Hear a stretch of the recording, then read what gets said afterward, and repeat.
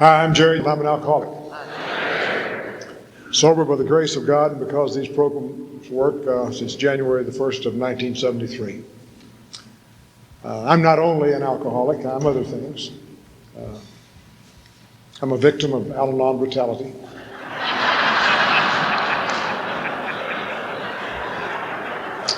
Today, I am the adult spouse of an Al-Anon. And I'm a lawyer and some other things. Some of you will leave after the lawyer bit. They always do. But I'm glad to be here. I want to thank Jerry and Vic and the committee for having Billy and I here. You've been hospitable, if not warm. It hasn't been exactly balmy weather here, has it? I was talking to my friend from New Orleans here, wondering how a couple of old Southern boys got talked into coming up here this time of year. And it works. Give us a chance to talk to some people and we'll come up here, sure as the world. I want you to know that it was not easy being a drinking alcoholic married to an Al-Anon. I resisted that. I really did. And there were those lonely hours when I was sitting in my chair having a few drinks wondering what she was telling them at that Al-Anon meeting. And one night I was thinking about that. And I had my dog. The dog and I were the only ones in the house. And I came upon a great truth, and the truth was that that dog was the only one who loved me. And I thought about that for quite a while and drank some more, and finally my wife came in and I felt I should tell her. And I said, Billy, I've been sitting here thinking, and this dog is the only one who loves me. That's not right. Every man ought to have at least two who love him. And she gave me that cold Al-Anon look and said, I'm going to call my sponsor. And she came back in a few minutes and she said, my sponsor says you are right.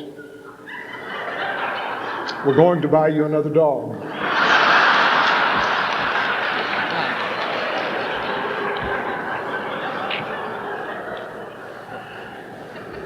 I'm also today officially a senior citizen. That happened to me recently. I didn't plan for that to happen. I wanted a lot of years of sobriety, but I didn't know that the other kind of age went along with that. But it does. And we have fears when we get to this age. And there was a story about the three old drunks that were sitting around talking. And one of the old men said, you know, I sometimes think I'm losing it. I said, what do you mean? He said, well, I find myself in my car, and I don't know whether I just got in or whether I'm just getting out. The other boy said, that happens to me in my morning meditation. I find myself on my knees, and I don't know whether I'm just starting or whether I'm all the way through. The third old man was sitting there, and he said, gee, I feel sorry for you fellows. I can't identify. Knock on wood, that hasn't happened to me yet. Come in. So before I forget, I want to tell you a little about my experience in Alcoholics Anonymous. I love coming to these kind of conferences. When I first got here, I have an analytical mind, and I start trying to take things apart right away. And I would listen to people talk about their experiences, and they were obviously genuine. They were telling the truth. But they came from such a vastly different backgrounds. They came from different races. They spoke from different sexes. In a little while, you'd recognize doesn't seem to be any common thread here. But if you look a little longer, you recognize that, well, they have all, whether they be Al-Anons or AAs, they've all experienced some common things. They've experienced the hideous four horsemen that Bill talks about in the book. Terror, bewilderment, dissolution, despair. They've experienced a failure at depth. And then you recognize that they've, as they stay here a little while, that failure was necessary in the lives of every one of them. for them to find and experience this thing, this truth that we seek. It says we're looking for the great reality, that we find that great reality deep inside ourselves. And that great reality, we're led to it by the steps of Alcoholics Anonymous. It says that we live in a world of delusion. The delusion that one day we will be able to drink like other men. It says we have the illusion that we can wrest happiness from life if we only manage well. And we don't find that we can do that. We all have to come to the recognition that what we think will make us happy is beyond our power. We lack power. I don't think we're particularly different from the rest of the world. I watch people on the freeways in my town. They don't all look like drunks, but a lot of them drive like them. They're trying to punish each other with 4,000-pound automobiles, and giving hand signals to each other as they pass. And the freeways of Los Angeles, they shoot each other on a fairly regular basis. So they're not all drunks that are doing that. I think what we have going on in a lot of the world is just the human condition. The idea, the belief that they can wrest happiness from life if they only get their way, if it only works, if I can have what I need and what I want, that'll do it. And if it's not what I have today, it'll be what I get tomorrow. Or a little more of something, or a little better quality, or a little different, and I will be happy. That happened to me. But superimposed on that human condition for us is a disease, and it's called alcoholism. Alcoholism. I didn't believe when I came here that alcoholism was a disease. I thought it was a cop-out. How is it that I got the damn disease and all the other people that drank with me didn't get it? That didn't make any sense. We drank in the same places. They ought to have it if I'm going to have it. Well, it took me a little while to catch on to the disease. The disease is a condition of mind and body. If you're alcoholic, and I didn't like to hear this, if you're alcoholic, you are different mentally and physically from your fellows. If you're alcoholic, when you take a drink of ethyl alcohol, it goes into your body and some biochemical reaction takes place. I don't understand it, don't know what that is even. With me, when I take a drink of whiskey, beer, aqua velva, whatever the hell it happens to be, goes down and hits the bottom and just sort of, you can just feel it spread. And then my body sends a signal to my brain. And it says to my brain, I think we'll have another one of those. And we do. Another one and another one until we've had far too many. And we wake up the next morning with those 4 horsemen at the foot of our bed. And we think to ourselves, well, I've got to get hold of this thing. That won't happen today. But a little while later, we have a mental thing that takes place. Alcoholism is a disease that centers in our mind, our book says. And I have a thought. It's called an obsession. You know what an obsession is? It's a great big thought. It's so big it pushes all the other thoughts out of your head. And with me, it is a drink would make this situation better. It doesn't matter what the situation is. My conviction is, my obsession is, that a drink will make this situation better. And I take it, the transformation takes place in my body. I think I'll have another one of those, and on and on and on. I mentioned my dog Patches. When I'd been in Alcoholics Anonymous a little while, when I was trying to discover if this was in fact a disease, I was reminded in a meeting one night of something that happened in my childhood. My grandfather actually was a homesteader in eastern New Mexico and West Texas. And so was my mother's family. And we lived on a farm. And I had a dog. And he was a wonderful dog. He was a great dog. He was a hero. They have animals out in West Texas called badgers. They have them other places too, but they're bad news for dogs. They get dogs' legs in their mouth, crush them until they get them where they want them and cripple them, and then they kill them. Patches is a bulldog mostly. and he had an encounter with the badger. The badger weighed 1 pound more than he did. We know because after a couple of hours he killed him, and we were able to weigh both of them. So he was a hero in the community. He was the only dog around that whipped a badger. But this particular morning he had no problems. 0 problems. He's laying in the yard. Everybody knows he's a hero. They scratch him. They pet him. He has no competition. He has all the food he wants. Life is sweet. And then into our yard comes the neighbor's boar hog. Big, ugly hog. Long, yellow tusk. Just ambles in. And Patches sees him and he makes a bulldog-like decision. Bulldogs, as near as I can tell, do not make casual decisions.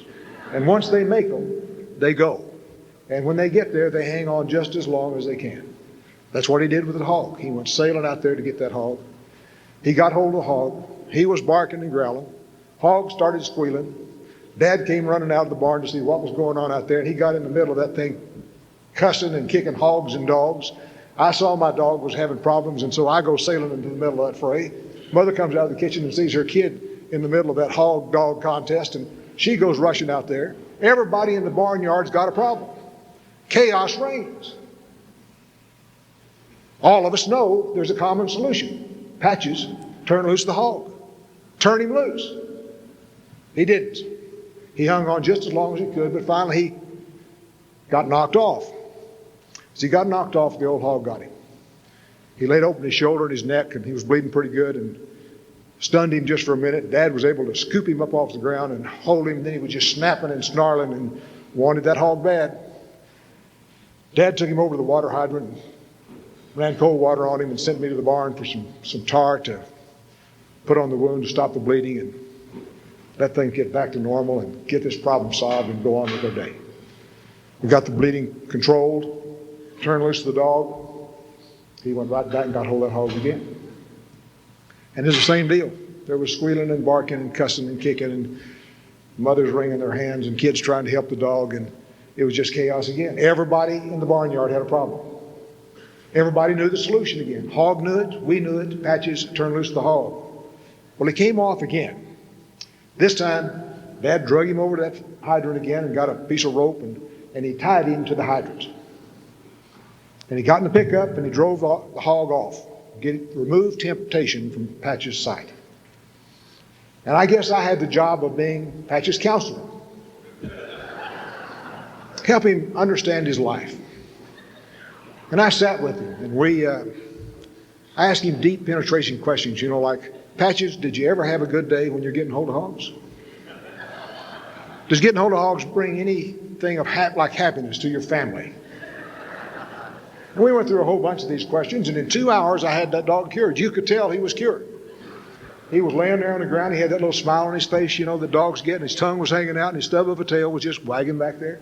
Everything's okay. So I go see my father, the warden, and I say, Patches is okay. He's well. Dad came out there, and he was not too sure. He wanted to check him out. He'd had a little bad luck with Patches that day, and he walked around him, and he scratched him, and Patches didn't even get up. He just laid there on the ground grinning at him, and Dad said, okay, I think he's all right. So we turned him loose. He had to go 2 miles to find the hog this next time. Now, some of you can identify with a player in that little drama we've got there. I, for one, was the first hog-anon in West Texas. I couldn't understand what was wrong with my dog. A little later on, I could identify with another player a lot more closely. You see, we thought getting hold of the hog, that was the problem. With me, with you. People said, drinking is your problem. People told me, if you just didn't drink the way you did, you would be a better husband, father, lawyer, man, all sorts of things. And I knew that wasn't it. I knew that was not it.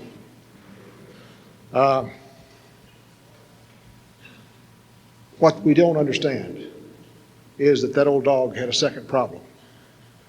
And the second problem was what sent him out there in the first place. And what sent him back again and again in the face of clear and convincing evidence that he couldn't whip that hog. If he got in that fight again, he was going to get beat again. And I don't know about you, but I went back again and again and again. Alcoholics Anonymous has nothing that tells us how to stop us from getting hold of the hog. It assumes that you and I have decided to stop drinking. It assumes that we are going to do our part and not put any booze in our mouth. The book is written with that assumption. It never mentions one time how you stop drinking.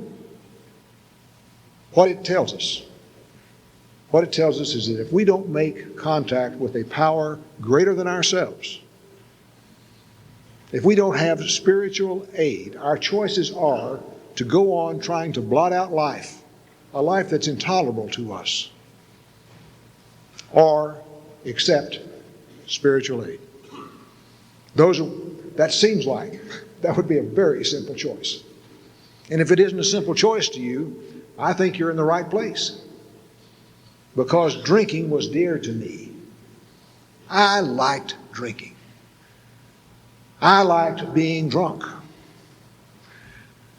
I didn't drink until I was 18 years old. But after I started, within a few weeks, I'd had blackouts. I'd been in trouble with the dean at the college. I had all kinds of difficulties. But if you told me that a week from tonight, we're going to go somewhere and get drunk, I could get positively excited about the concept of what I was going to do a week from tonight. Dang, we're going to get in somebody's car, fill that baby with gas, pool our money, buy a bunch of booze, don't care what kind, just a bunch of booze, and we're going to start that car up and drink that booze, and there's no telling where in hell we'll be the next morning. And there wasn't. Our most common question the next morning was, where are we? Followed closely by, what did we do? And nobody had the answers. We had to piece together information to find out where we were and what we did. But there was a difference. The bunch I ran with were not all alcoholics. I was the guy who always said, as he was looking for a warm beer, let's do it again. Let's do it again. And I was never going to give that up. I had some old ideas in my life. I got them, I don't know where I got them, but they were the motivating forces in my life.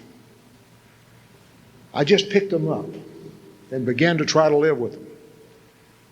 Be a man. That was one. I had no choice about that. They told me I was going to be a man someday, and I figured out what a man was. A man was this guy who didn't have any feelings. He didn't feel pain. I know because my dad was a man.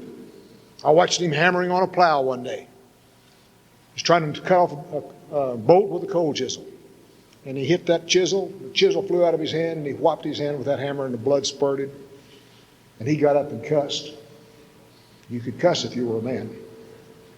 And he went back and he grabbed that chisel and about to go back to work. And I looked at him and I said, Daddy, did that hurt? And he looked at me and he said, hell no. And he went back to wailing away on that hammer. 2 or 3 days later, I got me a hammer and I'm out there playing like I'm a man. Hit my hand. Guess what? Hurt like hell. I cried. I was afraid to hammer anymore. I flunked being a man 3 counts on one little event there. So underneath all this, I began to recognize that I'm not what I'm supposed to be. And I grew different. And that difference continued to separate me until I got to Alcoholics Anonymous. I did things to prove I was a man. I've taken some pretty fair country whippings from some guys I shouldn't have been fighting with at all to prove that I wasn't afraid of them. I was scared to death, but it was easier to take the whipping than it was to confess my fear. Be a winner. Nobody likes losers. What you do is what you are. I live by that, man. Achievement makes worth. If you're not achieving, you're not worth anything. What do? I don't do nothing. You ain't nothing. So I had to be something to be somebody. And I had to be winning. I had to be winning. I didn't, it was silly too, because one of the most remarkable things about this world, as I look back on it, I didn't know any of the things I'm telling you now. But the truth was always there. In my little hometown of Bovina, Texas, if you had a home run in the bottom of the ninth to win the baseball game, they would buy you malts for a week. If you struck out in the bottom of the ninth, left a runner on base, and the team lost the game, they would buy you malts all week so you wouldn't feel bad. They didn't teach, the lesson was there. It wasn't winning or losing. But I didn't see. I had neither eyes to see nor ears to hear. And so I loaded myself up with these old ideas. And when I got to the age when I could drink, alcohol was wonderful for me. It chemically altered reality, or it seemed to. It put kind of fuzzy edges on the hard edges of life. And I liked it. I liked the feel of it. And I was never, ever going to give it up. Didn't give up my old ideas either. They went with me through school, and they went with me to the Navy, and they went with me into law school and to the practice of law. And I kept living those same old ideas. Now, somewhere along the way, at the time I found booze, I found another thing, and it was called irresponsibility. I was a very responsible person. I knew it was my responsibility to make things happen, to win, to all those other things. But I found that if I had a few drinks, I didn't give a damn whether school kept or not. I didn't care whether I was making A's or B's. I didn't care whether I was winning or losing. I just didn't give a damn, and it felt wonderful not to give a damn. So from time to time, I like to practice a little irresponsibility. Let people know that I wasn't trying to be I ain't trying to make the A team now. It's clear Jones is not competing to win now. He's drunk and running crazy. That's when my wife saw me in college. She got one little vision of me that took her years to get out of her head. She was going to church one Sunday morning, and I just pulled up. My apartment was over the top of the pool hall on the campus. We called it the pool hall penthouse. And about 10 o'clock in the morning, I just arrived in a dinner jacket, half a case of beer under my arm, and a baseball cap on my head, and she and her friends were going to church. And then she wouldn't go with me after that time. She just kind of gave up on me for a year or two. But that was what I was doing. I was getting away from it. I was trying to get away from the pressure and the responsibility. And I lived my life drinking. Then I'd go back to work, go back to achieving, go back trying to succeed, knowing all the while that if I just got enough things, if I just achieved enough of a position, if I was just recognized as a person who had skills and had some prestige, if I had those things, I would be happy. And it would be all right. The interesting thing was I kept achieving those things. I kept getting more stuff. I lived in a better house. I got more cars. I got to be a partner in my law firm. I kept moving through life, and every time I got to one of those places where I knew I was going to be happy, 2 or 3 days I'd feel pretty good. And then I'd think, well, I just got here because of luck. I didn't deserve it. It was just a lucky break. But I'll feel better. It'll be okay if I can just get the next letter.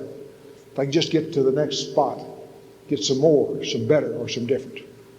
And I kept chasing that and chasing that and chasing that. And drinking for relief. And the more I drank, the more I blotted out my ability to see truth in my life, the more the further out in the weeds I got, the less reality I could really see. And this thing called Al-Anon brought me back to reality. We had lots of conversations. We had very interesting things happen in our house. I was one of those people who used denial, rationalization, justification. I'm an expert at those things. When bad things would happen to me, I always had something going on. I remember I used to smoke heavily.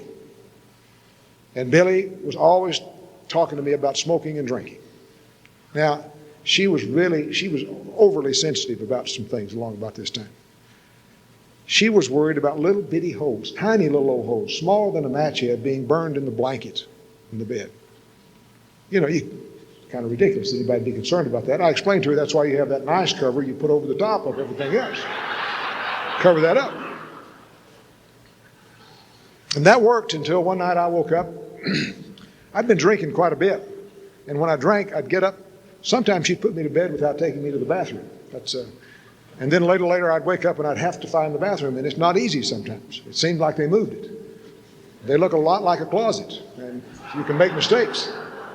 And I'd wander around the house until I found what I thought was appropriate, and then I would come back to bed. And I had the cigarette with me all the time, every time. And I'd sit on the side of the bed, and I don't know about you, but drinking made me very tired. And I'd sit there for a minute, and I wasn't through with my cigarette, and I was very tired, and I just had to kind of lay back in bed a little bit to finish my cigarette. And that's when those little tiny sparks would come off, Nothing. Well, this night I woke up, and there was a pretty good-sized fire going on my side of the bed. And we got it out, and I've forgotten how we finished the night, but that's difficult to explain. It really is. It's difficult to explain. If you ever go back out and drink again, and that happens to you, and it happens to lots of drunks, some of us die in those beds. I've got a herd of what you're supposed to tell people when they ask how it happened. Just tell them you don't know, you think it was on fire when you got in there. That happened. The next morning, my wife, I told her, it was one of those mornings, my intuition worked fine when I was drinking. I intuitively knew the next morning I needed to get the hell out of that house. So I hooked them right through the kitchen, said, see you later. Buy any kind of bed you want. And she did, and I came home that night, and she had written me a letter. I don't know why she wrote me a letter. She knew I was coming home. But she said, Dear Jerry, I've talked to you over and over about your smoking and drinking. It's now reached the point where I can no longer go to sleep at night without worrying about my life and the lives of our children. You must do something about your smoking and drinking. And I'm responsible. I'm a stand-up guy.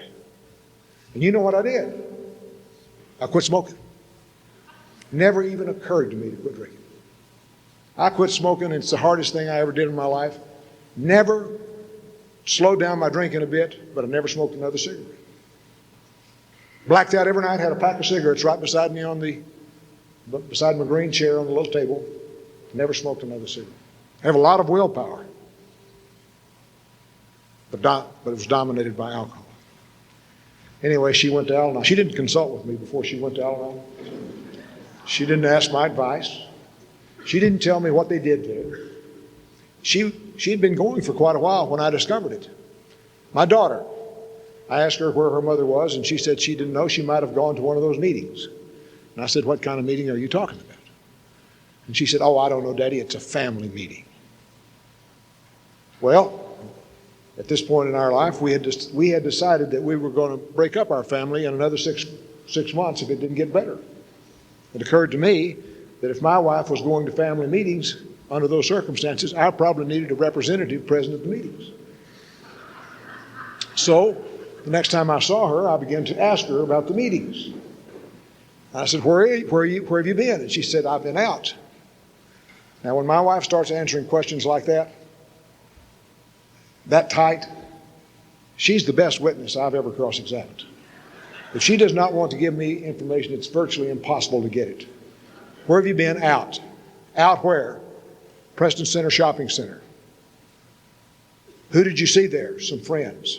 Who were they? You wouldn't know them. What did you do? Oh, we just shared our experience, strength, and hope. And we went on, and I kept closing doors and narrowing the field and closing doors until finally I got this word, Al-Anon. I don't know about you, but I had never heard the word Al-Anon. And we were in the middle of a pretty heated debate about this time, and I didn't want to appear ignorant. So I decided I better make some kind of a guess about what Al-Anon was. Al-Anon. What would be an Al-Anon? My best guess was that it was probably an aluminum kitchen utensil. I had been trying to get her to go to work, and maybe she had done it. Well, it wasn't an aluminum kitchen utensil. And then she went from being very closed-mouthed to being just got it like I'd opened the floodgates. She couldn't say enough about this thing called Al-Anon. It was a wonderful organization. People would pay $500 a seat if they knew just how good it was. It was marvelous. There was warmth. There was love. There was support, on and on and on. Then I said, well, what do you have to do to go there? And she said, it's not a thing. It's available to anyone who has a friend or family member who is alcoholic. Aha. I'm the entry ticket for Al-Anon. I have been tried and convicted of alcoholism without ever being there, without them seeing me. They took her word for it. I'm the only candidate for her for 3,000 miles, and she's taken my problem to a public meeting. I've just made senior partner in the largest law firm in Dallas. Nobody wants a drunk lawyer. They don't. Look in the yellow pages. They advertise about everything, but you will not find alcoholic lawyers listed among those listed. We don't advertise on TV. Drunks don't even hire alcoholic lawyers if they can keep from it. I knew what was going. We already had two at my law firm. They were a lot more powerful than I was. Older men, well established, and I heard the guys at work talk about what we were going to do with them. Just as soon as we could, we were going to get rid of them. And the minute someone at that law firm heard that I was an alcoholic, that my wife had been seen in this meeting, they were going to fire me that day. Now, I was pretty drunk when this conversation started, but I'm sober now. And I'm looking her right in the eye, and I'm talking to her, and I'm saying to her, do you realize what you're doing? Well, yeah, she thought she did. I said, let me ask you, have you noticed I'm the only one who brings any money to this house? She said, I've noticed that. And I said, do you know what happens when the money stops? She said, no, what happens? I said, well, everything we own, somebody else owns a part of. It's all on time. When you stop paying, they come and get the furniture. They take the cars. They get the house. We're not talking about educating our kids for college now, Billy. We're talking about you and I and our children standing naked in the streets of Dallas in the middle of the winter. Economic ruin will prevail because they will throw me out of that law firm. They'll tell my clients I'm an alcoholic. They won't go with me, and we'll starve to death. All because you're going to those meetings.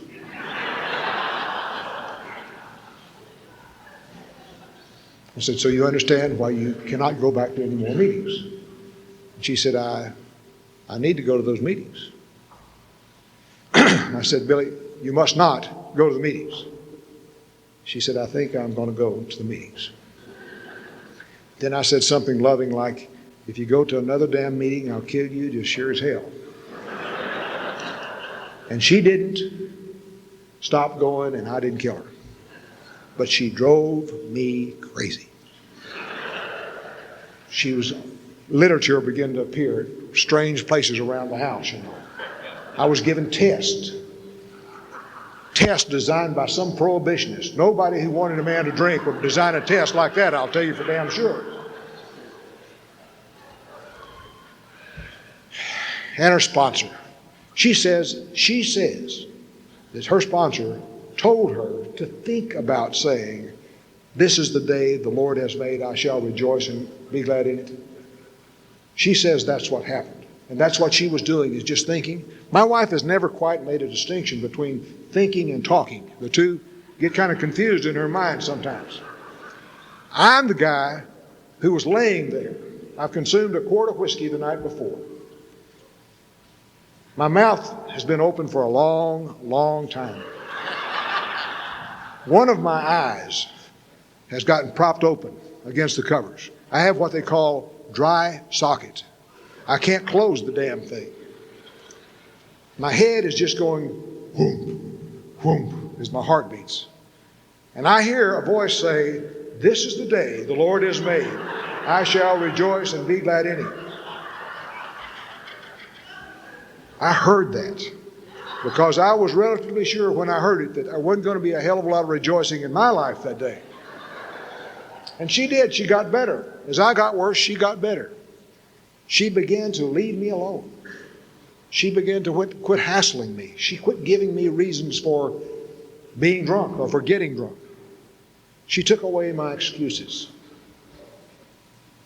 and left me with my problem. One night I was going to pick a fight with her. I deliberately sometimes start fights. And sometimes I do it just frontally attacking, and other times I kind of ooch up on it. And I was ooching up this night. That's the way you ooch up, is you walk in and you put your arm around her and you say, how are you tonight, darling? And she said, I'm fine. And you say, what are we having for dinner? And she tells you, and you say, where are the kiddies? And she tells you where the kids are. And then you say something like, I've been thinking. She said, oh. Said, yes, you think I am an alcoholic.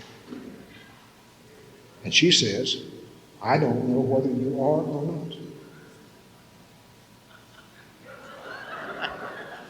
I said, well, that's damn funny. You've called me an alcoholic for years. And she said, yes, but I was wrong. She says, it doesn't matter what I think. It doesn't matter what the guys at work think. It doesn't matter what your doctor thinks, your parents think. It doesn't matter what anyone in the world thinks except you. Because if you don't think you have a problem with alcohol, you will never do anything about it.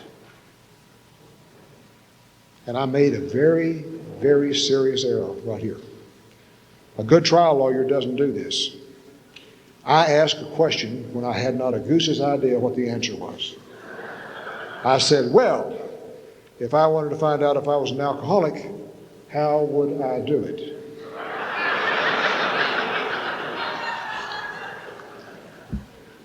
And the trap sprung. You could hear the steel jaws just slam shut. She had me.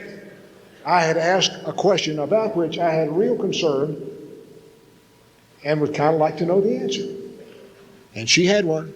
She said, well, you could quit drinking, but I know you don't want to do that. The other thing you can do, they tell me, is to try some controlled drinking. I said, what is that? And she said, well, they say if you can drink 2 drinks a day, every day just drink 2 drinks for 6 months.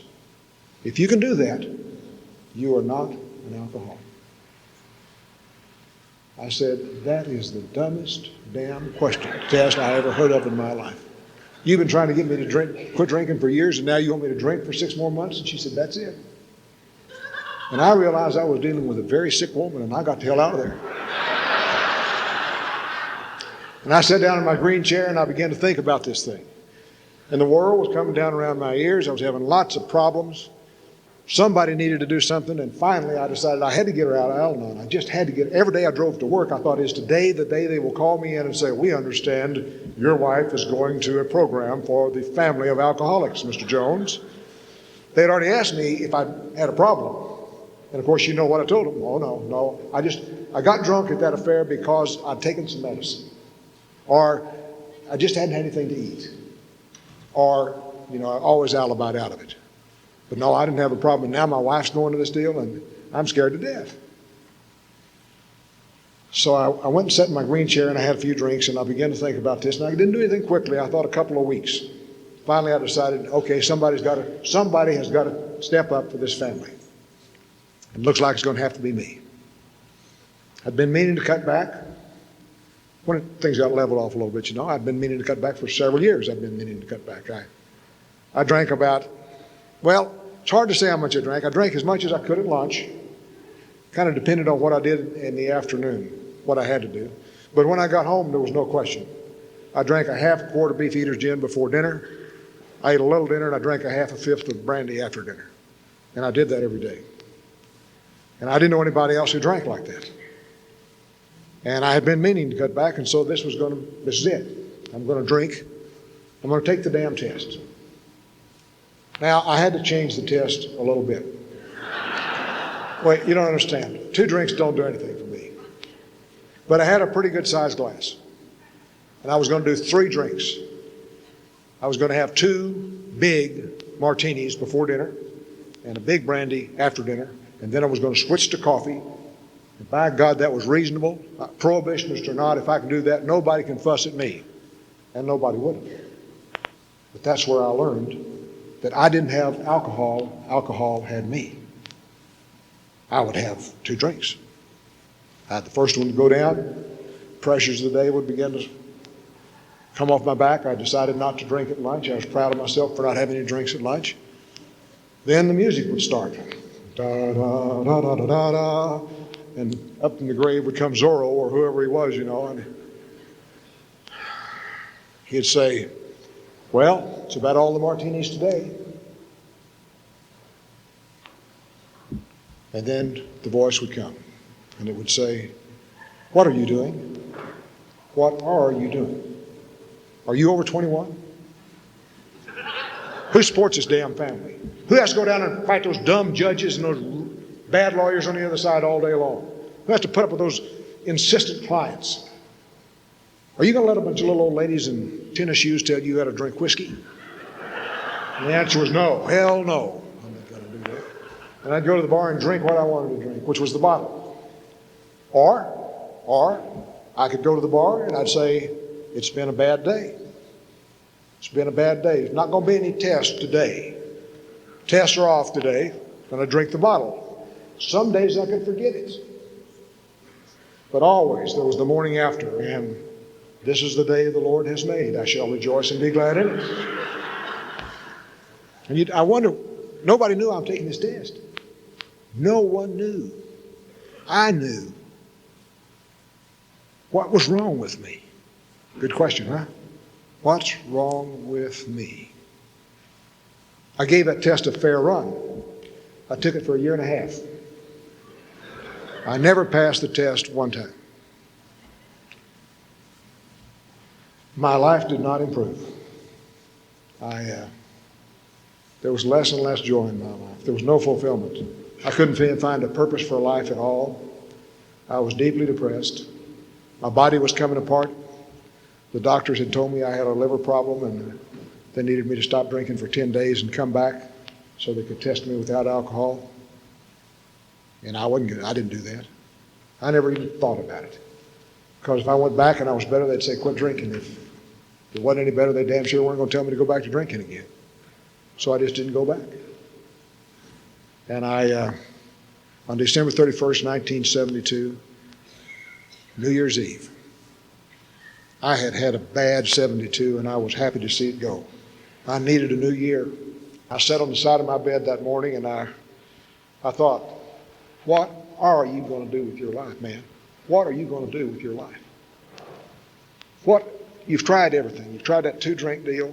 You tried that 3, it was 3 drinks and that didn't work. You must be an alcoholic. What are you going to do with this thing? And the only thing I could think of that I had not tried was to stop drinking entirely. Something I had promised myself and anyone who would listen to me that I would never, ever do. I walked in the kitchen that morning and I told Billy I'm sorry, and she was not impressed with that sorrow that I was expressing. And then I said, I'm going to try to quit drinking. She got her attention, came right up. I said, I'm going to try to quit drinking. And she ran over to the bookshelf, and she happened to have a copy of the book, Alcoholics Anonymous, there, and a little 24-hour-a-day book. And she came trotting over to me, and she said, you may find these helpful. Would you like for me to call someone from Alcoholics Anonymous? And I said, hell no. And I threw the books against the wall pretty close to where she was standing, and I said, you keep the books and the dogs and the cats and the kids and them damned AAs the hell away from me. Because this ain't going to be pretty and it ain't going to be easy. I don't know whether I can stop it all or not. But if it's going to get done, I'm going to do it. Self-reliance. That was my motto. By God, I can do it if anybody can. And I'm going to quit drinking. Well, my great resolve didn't last a whole long time. I don't know how it was with you, but when I quit doing something that was as bad for me as drinking, you would expect it to get better right away, wouldn't you? It didn't happen to me. I couldn't sleep. I got real quick. I was shaking on the inside and on the outside, and I was sweating profusely in the middle of the damn winter. And I couldn't be in the right spot. There was no right place for me. If I was sitting down, I ought to be standing up. If I'm standing up, I ought to be walking. If I'm walking, I ought to be outside. If I'm outside, I ought to be inside laying down. God, I'm just moving and grooving, And my head's just spinning. All I can think about is a drink. Wishing I'd never had a drink. Gotta have a drink. Maybe I could sneak a drink. Who am I fooling? Only me. And I was hanging on, and after 2 days of self-reliance, I caught her out of the kitchen, and I knew she'd leave that book around there somewhere, those books. And I'm sorry I didn't read conference-approved literature, but I just didn't have time. I picked up the little 24-hour-a-day book and opened the thing up, and it had dates on the top of the page, and I have a keen alcoholic mind. I thought I'll go to January 2nd. That's what day it was. And it said that day, alcohol's ruined your life. And I said, yes, you got it, cowboy. And then it said, this year, we're going to give our drinking problems to God and leave them there. I have never been as disappointed in anything in my life. How are you going to How are you going to give something to somebody you can't find? I've been looking for God ever since I'm a little old bitty kid. I mean, I've been to the altar call. I've got saved and resaved and dunked and sprinkled and all those things, always looking for God. Now, I don't want you to think that those things don't have profound meaning to you or other people, but they didn't to me. It didn't work. I expected something to happen. I wanted a bush to talk to me. Walk on a little water. Here's something big happening, Hit a stick and watch a spring come out or something, hit a rock. And none of those things happened to me, and people would hug me and say, "Oh, Jerry, this is wonderful. Don't you feel different?" And you know what I told them? "Oh, yeah. I did. I felt more disappointed than ever that nothing had happened." So that was the history that I came with. I didn't like church. I still don't care a lot about church. I don't like building funds. I don't like church politics. A lot of things I don't like. But I do like the entity, the power that they worship there. Because I have had a spiritual awakening. Mine didn't come to me in the form of a massive shift, but mine came to me in chunks, a little at a time, and I'm still having them. They still come to me. I went to Alcoholics Anonymous. I went to the most anonymous, discreet, tiny little group I could find. Told the lady on the telephone, I knew I had to have some help, so I called AA or I was going to drink. I knew that morning, the day I read that in that book, there's one thing I want to say. It's happened a million times. You'll hear it over and over and over in this program. When I thought about what I'd done to try to find God and couldn't find Him, I threw that little book out in the middle of the table and I said, "God, if you're there, I'm going to give you this drinking problem. And if you take it, I may do some more business with you." Probably the best prayer I ever said, because the next day I knew something. Nothing happened to me right then, but the next day I knew something. I knew that I was not going to be able to stop drinking by myself. I knew I needed help. The only place I knew to go was Alcoholics Anonymous. And so I began to go to Alcoholics Anonymous. The first group I went to was this little home group. They had years of sobriety, 20 years, 18 years, 15 years. One guy, their baby, had a year and a half. And man, I'm hanging on just a day at a time. They met once a week, whether you needed it or not. And I was just hanging on there. I couldn't believe those people ever had much of a drinking problem. Not like mine. Or you can't stay sober with kind of the way I'm feeling for 20 years. I mean, I don't think I can last that long. Maybe another day, maybe two, but I needed some help. And into that meeting one night came a guy from South Dakota. He had 6 glorious months of sobriety. He was right out of a treatment center. They'd kept him there for a long time because he seemed to be reluctant to do something called a 4th step. I didn't know what that was. But he came to that meeting and he had literature sticking out of every pocket. He was the smartest man I ever heard in my life. He knew more about alcoholism than the whole rest of them put together.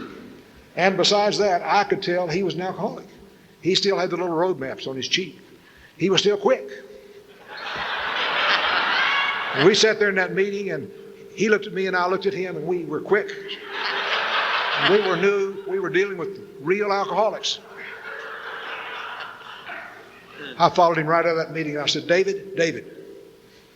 And it's not David A. For those of you, it was another David. And he said, yeah. And I said, what do you think about this AA thing? He said, this little group here is fine for these people, not for me and you.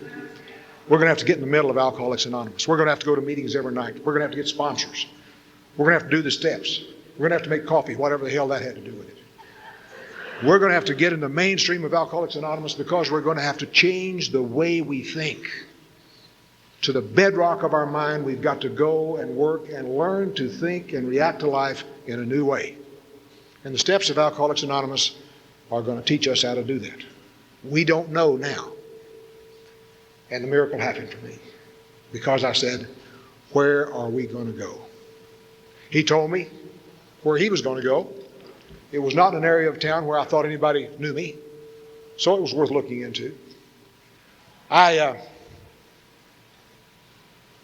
scouted that place just like I was going to rob it. I had the address, knew it was upstairs over a 7-Eleven. The first time I went by it, I drove about 70 miles an hour and just glanced over there. Made the block and came back and pulled in to get a Coke. Just as I got out of my car, I looked up to see if they had anybody spying out the window, and thank God there was nobody looking out the window. Closed the door and went inside and looked again when I got out. It was still okay. Then I drove, just as getting ready to drive out, and I noticed there's a little driveway alongside the building, and I decided, well, I'll just see where that goes. And I drove around to the back of the place. There it was. Another miracle. There were 6 parking places in the back of the building. I could park my car and not be seen going to an Alcoholics Anonymous meeting. Better than that, I could climb the fire escape in the back and go into the AA meeting that way. And that's the way I went to Alcoholics Anonymous.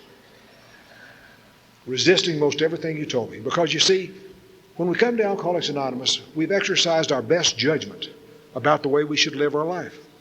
We've truly done about the best we can. We've had this disease that's interfered with our thinking process. It's interfered with our lives. It's interfered with our ability to learn from our mistakes because we just keep blotting out the pain from the mistakes. So we're a little retarded, a little slowed down. And I don't know what happens to our inner child. You were talking about your inner child. I think mine was I probably sexually abused my inner child. I'm not sure. I went to the meetings and I'm very cynical. I'm skeptical. I don't pop for things easily. And I sat on the back row and I got out of there, in and out of there as quickly as I could. And they tried to hug me. Some of them did. Some of them caught me and hugged me. I was worried about them because they all stood up at the end of the meetings and held hands and said the Lord's Prayer. I never heard anybody say the Lord's Prayer as slow as those people said it. They did terrible things. They talked about themselves. They told things about themselves that you would never, ever tell in public. Horrible things.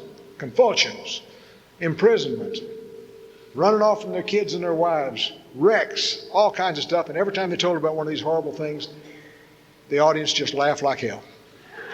They had the most inappropriate sense of humor I've ever seen. And they were sneaky. They would sit and talk in the meetings, and I used to think my wife called up there and told them what to say in those meetings because they would bring things out of my memory that nobody knew that. How did they know to talk about that? I had a horrible time with the fact that my life was not unmanageable. My life wasn't unmanageable. I'd managed pretty well with my life.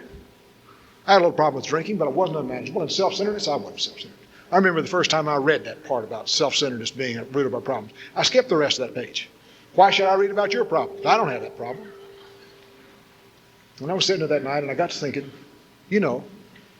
I remember when I got bored with my drinking and I bought myself a fish bowl.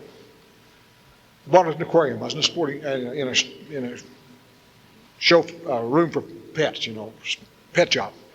And I got to think, I love to look at pretty tropical fish. I'll just buy that thing. And it'll be mine. And I put the aquarium between my chair and the wall. And I put gravel, my color gravel, on the floor. And I put the kind of plants in there. I like those pretty leafy plants that just kind of reach up to the ceiling. And I put the kind of fish in there. I like pretty, slow-swimming fish. And I had a light on my tank. I could make it daylight or I could make it dark. And I fed my fish if my fish were to be fed. Sometimes it was a land of plenty and sometimes there was a famine upon the land, depending upon the way I felt. And as I sat there and thought about that idyllic world that I was creating, I remembered there was always one fish that was different from the other fish that was always causing problems. Usually he was a bowl cleaner or something you had to have in there, and he would get to going after the prettiest fish I had. And he'd nip his tail, and the pretty fish would begin to swim faster, and then he'd begin to run into other fish, and they'd begin to swim faster. And the first thing you know, the fish bowl was just going back and forth like that, and it just drove me crazy. And I'd reach out and I'd slap the side of that bowl, blowy! Let them know there's a power out there greater than they are that is unhappy.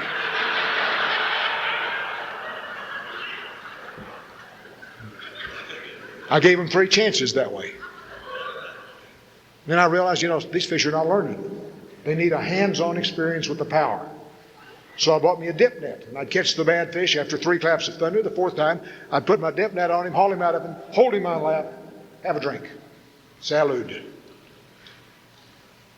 Think about those people out there in the world I'd like to get my dip net on. Flip them back in the tank. Timing's important here. Timing's really critical here. If you keep them out too long, they float. And if they float, there's no going back. They're gone. But I gave him 3 claps of thunder, 3 hands-on treatment of the power. And you'd realize if they're ever going to get well, they would by that time. You'd think they would, but there are such unfortunates, they seem to have been born that way. The last time, the 7th time, a magical number, I put my depth net on him, went and looked neither to the left nor to the right, and flush him down the commode. Get another fish. And I sat there that night and I thought, you've been sitting around here feeling like you're a little superior, like you manage your life so well. Hell, you couldn't even manage a fishbowl. Then I got to wondering about the self-centeredness and wondered how many grown men get angry and upset because of the way fish are acting in the bowl. That might be self-centered. And you just one at a time, you gave me little experiences like that began to break my life down. I've had some big moments. I've had some moments that were very important to me. When I was 3 or 4 months summer, we went out to East Texas to find God. I was looking for God now. I'd met people who I believed had Him, and I was listening to them, and I was trying to open up and learn. And I went out there, a Baptist minister was holding a retreat, and my wife and I went out there, and I was really, I shouldn't have been there. I'm a Methodist, but I went anyway. And we had dinner, and there weren't but about 20 people there, 10 couples maybe, and we all sat down in a room around in a circle, and the guy said, okay, let's get this started just right. He said, let's all say what God is doing for you in your life today. Testimonials. Baptists give testimonials. Methodists do not give testimonials. I'm not giving a testimonial. And I thought about how I could get out of there. And I'm all the way across the room from the door. I'm going to make a big scene getting out of there. My wife is not going to come with me. She's going to sit right there on the ground and talk what God's doing in her life. I know she's going to do that. So I sit there and I figure, well, somebody will pass and then I will pass. Well, they weren't passing. It was going around the room just one at a time. And my God, they kept doing this. And their problems were little piddly problems, though. Not like my problems. I had big problems. They had little bitty problems, like how you raise your kids, how you do your job, how you drive on the expressways. I've done all those things without God.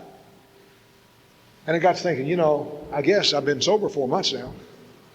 I guess it's because of the little prayer I said. I guess it's because I'm going to Alcoholics Anonymous and trying to apply a spiritual way of life to my program. I guess God has kept me sober. I guess that's what I could tell him. I'd blow the socks off the Baptist if I told him that I'd been sober 4 months, that I was a real alcoholic. I looked around the room very carefully and I thought, I'll never see one of these people again. I'll just tell them. And I didn't hear anything for a while because I was rehearsing my own speech. That may not happen to you, but I was running it in my head, until right next to me, a great big old boy got up. 6'4", 230 pounds, looked like a Westerner. Had calluses on the back of his hands where they drug the ground, one of those kind. All he could do was cry. He was a bubbler. He just blew his nose and blew bubbles, and it was one of the most embarrassing masculine spectacles I'd ever seen in my life. His wife, I thought it was his wife, sitting next to me, and I was so embarrassed for her. Her husband stand up and make that kind of scene. And thank God he finally sat down. I never did understand a word he said. She got up. She had gray eyes. She was slender. She had pretty hair. She had a calmness that just radiated. She had a little smile on her face. She said, I couldn't do it without God. I couldn't do it without God. The greatest thing about God is that He's there for you and for me, and He's going to be there for my kids who are 2 and 3 years old. He's always available for those who need Him and those who reach out to Him. And although I'm not going to be there to teach my children about God, He will nonetheless be there, and someone will be there to help him find Him. I'm glad that my husband will find someone else to share his life with. Because God did not mean for us to make this trip alone. And He did not intend that there be just one person for me or one person for him. I'm grateful that we got good policies of insurance that will cover my last illness. And I realized suddenly that this woman was talking about dying. She had cancer, an incurable disease. I had an incurable disease. Mine was called alcoholism. But my God, I liked my solution. It seemed like I had one, and it seemed to me like she didn't have one. Took me a full year to realize that we were both talking about the same solution. But that night I didn't know that.